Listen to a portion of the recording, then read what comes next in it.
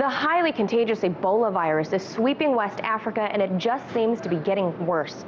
According to the World Health Organization, there are over 1,300 confirmed suspected cases of Ebola in Guinea, Liberia, and Sierra Leone. Now, those numbers are expected to climb, along with a rising death toll. To date, there are over 700 confirmed deaths.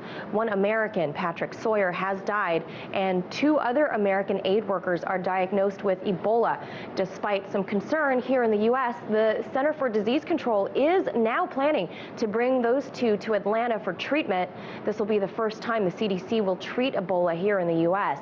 Dr. Kent Brantley was in Liberia's capital city of Monrovia working with Samaritan's Purse, which is a Christian aid organization treating victims of this violent disease, where he fell ill himself despite the utmost preventative caution. The other, an American woman named Nancy Wrightbull, was there doing other aid work when she contracted the disease. Both Americans are undergoing experimental treatment there and are in grave condition. Health officials say they will spare no caution to protect all parties during this transfer to the U.S. They're deploying plastic tent enclosures, as you see there on your screen, to keep them isolated on the plane during transport. So how did we get here? Well, in the case of Patrick Sawyer, he really was within one plane ride away from potentially putting other Americans at risk. Mr. Sawyer was en route back to Minnesota after a business trip in West Africa. At some point, he contracted Ebola and felt ill. Just 5 days later, he took a plane ride to Nigeria, where he died very shortly after he got off the plane. Nigeria was meant to be his last meeting location before coming home to his wife and 3 little girls, all under the age of 6. For Mr. Sawyer, he experienced probably one of the most aggressive cases of Ebola, because the time between contraction and his death was only 5 days.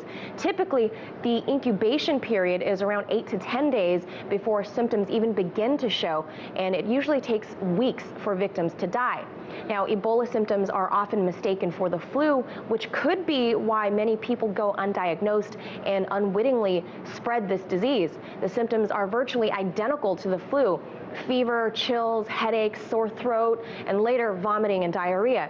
Now, when the vomiting and diarrhea kicks in, that's when the victim is most contagious. Basically, all of their bodily fluids are infected, and any contact with those fluids can cause the contagion, even sweat. Nobody really knows exactly how or where Ebola began, except that it was first documented in humans back in 1976. It's believed that it began with fruit bats in Africa, but that's still not 100% confirmed. Now, within humans, Ebola victims begin to hemorrhage blood in their vomit, in their stool, in their urine. They even begin to bleed under the skin. But that's not actually what kills you. It's when the blood vessels deep in the body begin to leak fluids. That causes a severe drop in blood pressure, which then causes your heart, your kidneys, your liver, and other vital organs to begin to fail. And that's ultimately what kills you. Now, the CDC has issued a level 3 travel warning, which is the highest alert level, asking people not to travel to Guinea, Liberia, or Sierra Leone. For now, there is no cure, only caution. From Washington, Manila Chan, RT.